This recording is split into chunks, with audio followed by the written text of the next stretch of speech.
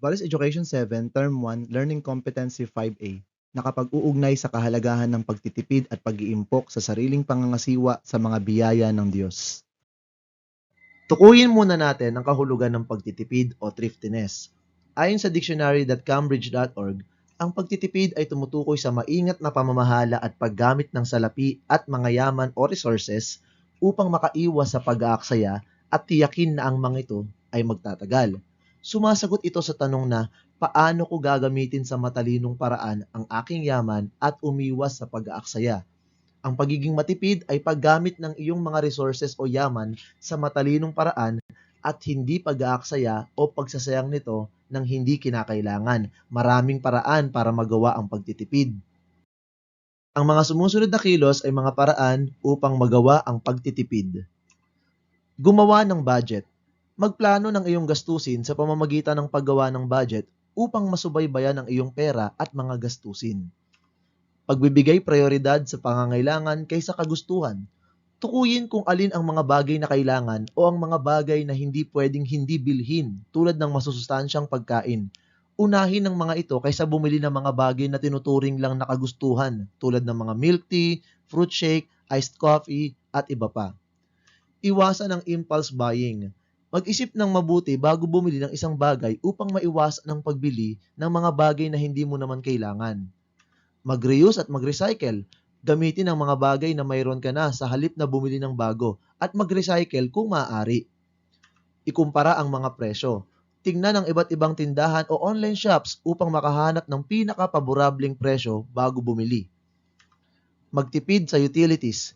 Patayin ang mga ilaw at elektronikong kagamitan kapag hindi ginagamit upang mabawasan ang konsumo ng enerhiya. Samantala, ano naman ang pag-iimpok o saving? Ayon sa Britannica.com, ito ay tumutukoy sa pagtatabi ng isang bahagi ng iyong salapi o kita para magamit sa hinaharap. Sumasagot ito sa tanong na paano ko pinaghahandaan ang aking mga pangangailangan sa hinaharap at mabisang pamahalaan ang aking yaman. Nagagawa ito sa pamamagitan ng pag-iipon ng isang bahagi ng iyong baon sa bangko o alkansya para magamit sa hinaharap. Ang mga sumusunod ay mga gawain na dapat gawin upang makapag-impok.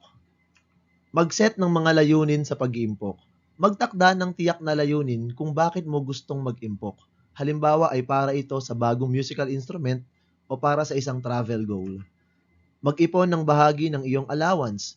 Regular na magtabi ng bahagi ng iyong allowance o pera na natanggap sa isang savings jar o bank account. Magkaroon ng piggy bank.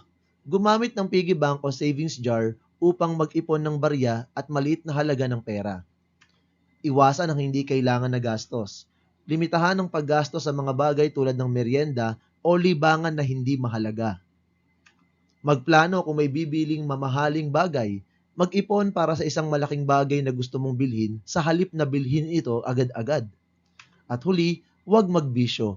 Ang pagbibisyo tulad ng sigarilyo, online games, pagbe-vape, o soft drink ay magdudulot lamang sa iyo na maging magastos at makaiwas sa pag-iimpok. Ano naman ang ibig sabihin ng sariling pangangasiwa ng biyaya ng Diyos? Ito ay tumutukoy sa ating matalinong pamamahala at paggamit ng mga biyaya at yaman na bigay ng Diyos. Sumasagot ito sa tanong na, paano ko ginagamit ang biyayang galing sa Diyos? Halimbawa nito ay ang matalinong paggamit ng salapi upang makatulong sa iba at upang magamit sa paghahandog sa Diyos. Ngayon, ano naman ang kaugnayan ng pagtitipid o thriftiness at sariling pangangasiwa ng biyaya ng Diyos? Ang pagiging matipid ay nakatutulong sa atin na gamitin ng mahusay ang ating yaman, makaiwas sa pag-aaksaya at matiyak na magtatagal ang mga biyaya ng Diyos. Tayo ay sumasampalataya na nanggagaling sa Diyos ang lahat ng mabubuting bagay na natatamasa natin ngayon. Marapat lang na ipakita natin sa Kanya na ating pinahahalagahan ng Kanyang mga biyaya sa pamamagitan ng pagtitipid sa mga ito at sa paggamit ng mga ito ng buong husay at talino. Sa pamamagitan ng pagiging matipid, may pakikita natin ang paggalang at pagkilala sa mga yamang ibinigay sa atin ng Diyos at paggamit sa mga ito sa paraang nakalulugod sa Kanya. At dahil galing sa Diyos ang mga biyaya o yamang ating natatamasa, nararapat lamang na gamitin ito upang siya ay paglingkuran at pasalamatan. Kaya iwasan natin ang pagbili ng mga bagay na hindi naman kinakailangan at gawin natin ang paggamit sa mga bagay na maaari pang pakinabangan upang makatipid. Sa pamamagitan nito, malulugod sa atin ang Diyos dahil nakikita niyang hindi natin inaaksaya ang mga bagay na bigay niya sa atin. Ano naman ang kaugnayan ng pag-iimpok o saving at sariling pangangasiwa ng biyaya ng Diyos?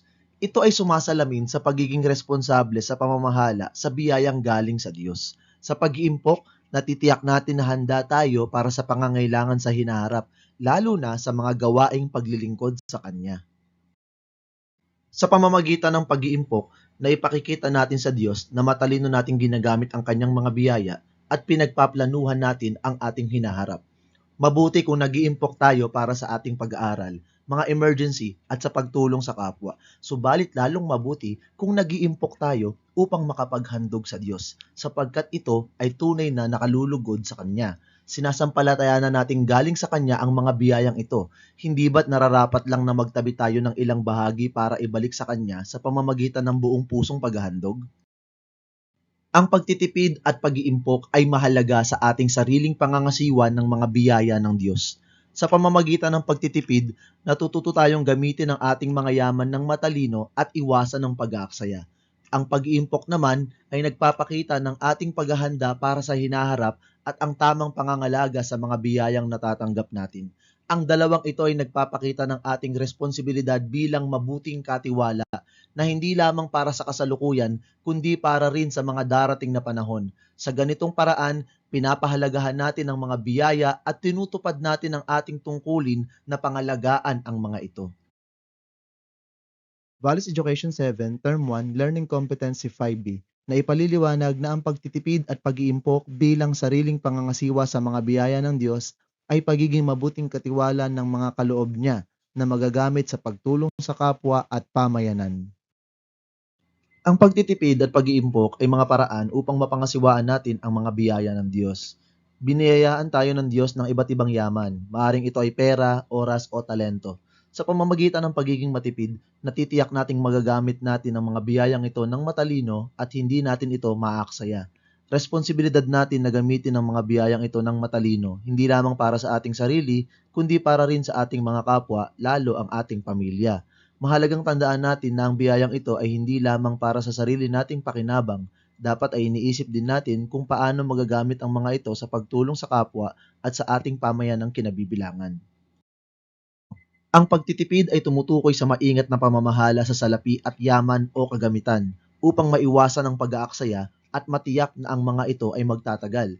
Ang pagtitipid ay pagiging matalino sa paggamit ng iyong pera at resources. Sa halip na gastusin agad-agad ang lahat ng iyong pera, pinag-iisipan mo muna kung alin ba ang mga tunay mong kailangan at kung paano mapatatagal ang mga bagay na mayroon ka na. Sa ganitong paraan, naiiwasan mo ang pag-aaksaya at natitiyak mong may magagamit ka pa para sa hinaharap. Ang pag-iimpok ay tumutukoy sa pagbubukod ng isang bahagi ng iyong salapi, kita o yaman para sa hinaharap. Ang pag-iimpok ay tungkol sa pagpaplano mo para sa hinaharap. Kapag ikaw ay nag-iimpok, itinatabi mo ang iyong salapi o yaman sa halip na gamitin agad ang mga ito. Ipinapakita nito na pinag-iisipan mo ang iyong hinaharap at nagiging responsable ka sa kung ano ang mayroon ka. Mabuting katiwala o good stewardship. Ang mabuting pagkakatiwala ay nangangahulugang pamamahala o pangangasiwa sa isang bagay bilang sarili nating pag-aari kahit na ito ay hindi atin. Bilang katiwala ng mga biyaya ng Diyos, tayo ay inaasahan niya na mapangangasiwaan natin ang mga ito ng matalino at mahusay. Ang pagiging mabuting katiwala ay nangangahulugang pinangangalagaan natin ang isang bagay na ipinagkatiwala sa atin. Maraming biyaya ang ipinagkatiwala sa atin ng Diyos at tungkulin natin na pangasiwaan ang mga ito ng mahusay at matiyak na magagamit ang mga ito sa pinakamabuting paraan. Bakit nga ba mahalaga ang pagtitipid at pag-iimpok? Una, tinutulungan tayo nitong makapaghanda para sa hinaharap. Kapag tayo ay nagtitipid at nag-iimpok, tayo ay nakapaghahanda sa mga hindi inaasahang sitwasyon sa hinaharap. Ito ay nagbibigay sa atin ng seguridad dahil alam nating mayroon tayong magagamit. Ayon nga sa kasabihan, kung may isinuksok, may madudukot. Ikalawa, natitiyak nating may maibabahagi tayo sa iba. Sa pag-iimpok at hindi pag-aaksaya, natitiyak nating may maibabahagi tayo sa mga nangangailangan. Nagagawa nating maging mapagbigay at matulungin sa ating pamayanan. Ikatlo, pinakikita nitong tayo ay mapagpasalamat sa Diyos dahil sa kanyang mga biyaya. Kung maingat nating pinangangasiwaan ang mga bagay na mayroon tayo, pinakikita nito na tayo ay mapagpasalamat sa mga biyayang bigay ng Diyos. Ito ay paraan upang siya ay parangalan at dulutan siya ng kasiyahan. Paggamit ng pag-iimpok para sa kabutihan. Ang ating mga ipon ay hindi lamang dapat gamitin para sa ating sarili, bagkus ay para rin sa pagtulong sa iba at sa pamayanan. Totoong mahalaga ang pag-iimpok para sa ating kinabukasan, subalit dapat din nating isipin kung paano magagamit ito sa pagtulong sa kapwa. Ito man ay sa pamamagitan ng pagdodonate, pagtulong sa kaibigan nangangailangan, o pagsuporta sa isang proyekto ng pamayanan. Ang ating pag-iimpok ay maaaring makapagdulot ng pagbabago sa buhay ng iba. Mabibisang paraan upang makatipid at makapag-impok. Una, gumawa ng budget at sundin ito. Ang pagbabudget ay makatutulong sa iyo na planuhin kung paano mo gagastusin ang iyong pera. Sa paggawa nito, nakatitiyak ka na binibili mo lamang ang mga bagay na kailangan mo at naitatabi mo na bilang ipon ang iba. Mahalaga na sundin ang budget upang maiwasan mo ang labis na paggastos. Ikalawa, iwasan ang hindi kinakailangang paggastos. Bago bumili ng isang bagay, tanungin mo muna ang sarili mo kung talaga bang kailangan mo ito. Kung mabubuhay ka naman ng maayos kahit wala ang bagay na ito, mas mabuting isave mo na lang ang pera mo. Ang pag-iwas sa pabigla-biglang pagbili ay makatutulong sa iyo na magkaroon ng maraming ipon. Pangatlo, magtakda ng layunin sa pag-iimpok. Ang pagkakaroon ng goal o layunin ay maggaganyak sa iyo na gumawa. Kung ito man ay pag-iimpok para sa isang bagay na gusto mong bilhin, mga pangangailangan sa hinaharap, o pagtulong sa nangangailangan, ang pagkakaroon ng goal ay lalong magbibigay sa iyo ng kagustuhan na seryosohin ang pag-iimpok. Ikaapat, pag-isipan kung paano makatutulong sa iba ang iyong pagtitipid at pag-iimpok. Isipin din kung paano mo magagamit ang iyong ipon sa kabutihan. Hindi naman kinakailangang ipangtulong mo lahat ng iyong ipon. Maaaring gamitin ang isang bahagi ng iyong ipon sa pagtulong sa charity o sa mga taong nangangailangan. Ito ay paraan ng pagbabahagi sa iba ng mga biyayang natatanggap mo. Ang pagtitipid at pag-iimpok upang tumulong sa kapwa. Marahil ay naitatanong mo ngayon sa iyong sarili, bakit kasama sa mga layunin ko sa pagtitipid at pag-iimpok ang pagtulong sa kapwa? Ang pagtulong sa iba ay sumasalamin sa ating pagmamahal at pagiging mapagpasalamat sa biyaya ng Diyos. Kung gagamitin natin ang isang bahagi ng ating inimpok upang tumulong sa iba, may pakikita natin ang pagkilala natin sa biyayang galing sa Diyos. Ito ay paraan ng pagbabahagi sa iba ng kanyang pag-ibig. Sa pagtitipid, nakatitiyak tayong mayroon tayong maibabahagi. Sa pagtitipid, naiiwasan nating mag-aksaya ng ating resources at natitiyak nating mayroon tayong maibabahagi para sa iba. Pinahihintulutan tayo ng pagtitipid na maging handa sa pagbibigay sa oras ng pangangailangan. Ang paggamit ng ipon para sa kabutihan ay nagiging daan sa isang mas malakas na pamayanan. Kung gagamitin natin ang isang bahagi ng ating inimpok upang tulungan ng iba, nakapag-aambag tayo para sa kabutihan ng ating pamayanan. Ito ay nagpapatatag ng samahan at pagtuturingan ng isa't isa at tumutulong na lumikha ng mas mapagkalingang lipunan.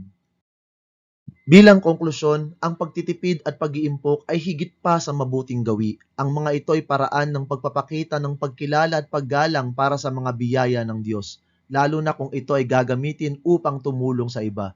Kapag ating isinabuhay ang pagtitipid at pag-iimpok, hindi lang natin iniingatan ang ating sarili, ipinakikita rin natin na ginagalang natin ang mga biyayang galing sa Diyos. Hakbang din ito upang tulungan ang ating pamayanan dahil alam natin na mayroon tayong magagamit kung kakailanganin. Para sa pagninilay, sagutin sa iyong journal ang tanong na ito.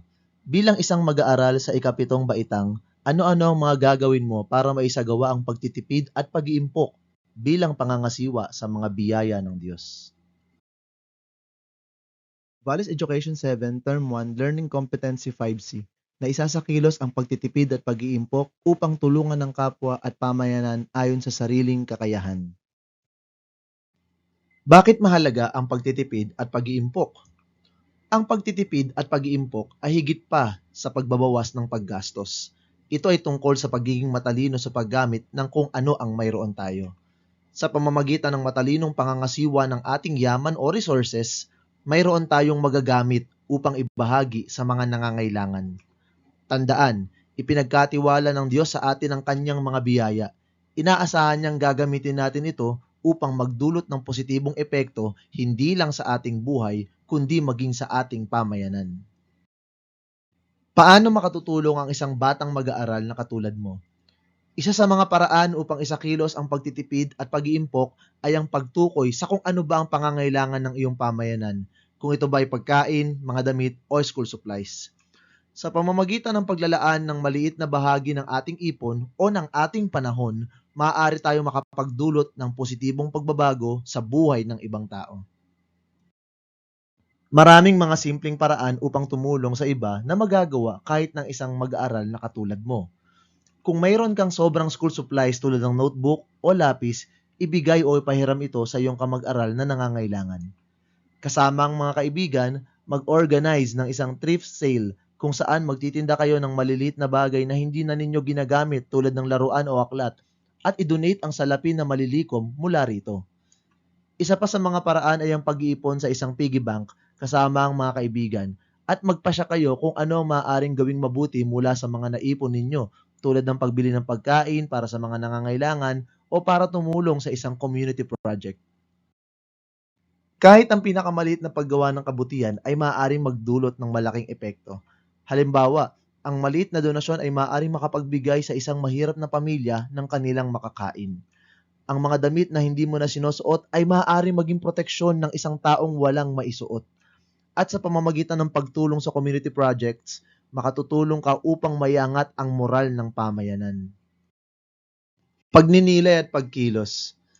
Ngayong napag-usapan na natin ang iba't ibang paraan upang makatulong, pag-isipan naman ninyo kung paano ninyo magagamit ang inyong resources o yaman upang tumulong sa iba. Planuhin kung paano makapag-iimpok ng mahusay upang magkaroon ka ng maibabahagi sa mga nangangailangan. At tandaan, ang pinakamahalagang hakbang ay kumilos. Kapag tumulong ka sa iba, mahihikayat mo ang mga nakapaligid sa iyo na tumulong din. Ang lahat ng ito, pagtitipid o pag-iimpok para tumulong sa iba, ay patungo sa pagpapahalagang mabuting katiwala o good stewardship. Ang mabuting katiwala ay nangangahulugang pangangalaga sa mga biyayang galing sa Diyos. Ito man ay oras, salapi o talento. Kapag isinasabuhay natin ang pagiging mabuting katiwala, hindi lang natin napangangasiwaan ng maayos ang kanyang mga biyaya, kundi nagkakaroon din tayo ng pagkakataon na biyayaan ang ibang tao at magdulot ng magandang epekto sa ating pamayanan. Bilang konklusyon, ang pagtitipid, pag-iimpok at pagiging mabuting katiwala ay magkakaugnay. Kung ating pangangasiwaan ng mahusay ang mga biyayang galing sa Diyos, magagawa nating tumulong sa ating kapwa at makapagdulot ng positibong pagbabago. Sikapin nating maging mabuting katiwala ng mga bagay na mayroon tayo. Sa paggawa nito, mapagaganda at mapabubuti natin ang ating pamayanan. Bago tayo magtapos, nais kong pag-isipan ninyo ang tanong na ito. Paano ka pagtitiwalaan ng Diyos sa malalaking bagay kung ang mga simple at maliliit na biyayang galing sa Kanya tulad ng pagkain, kuryente, tubig at oras ay hindi mo pinahahalagahan? Pagpapalain ka kaya niya kung inaaksaya mo lang ang mga bagay na ibinibigay niya? At dyan po nagtatapos ang ating paksa. Nawa ay may natutuhan kayo. Salamat sa panonood at pakikinig. Paalam!